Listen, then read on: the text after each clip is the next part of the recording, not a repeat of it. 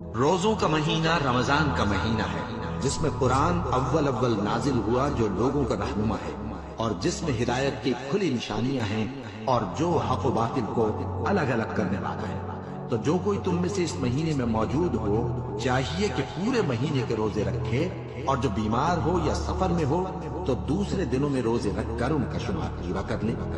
اللہ تمہارے حق میں آسانی چاہتا ہے اور سختی نہیں چاہتا، اور یہ آسانی کا حکم اس لیے دیا گیا ہے کہ تم روزوں کا شمار پورا کر لو، اور اس احسان کے بدلے کہ اللہ نے تم کو ہدایت بخشی ہے، تم اس کو بزرگی سے یاد کرو اور اس کا شکر کرو۔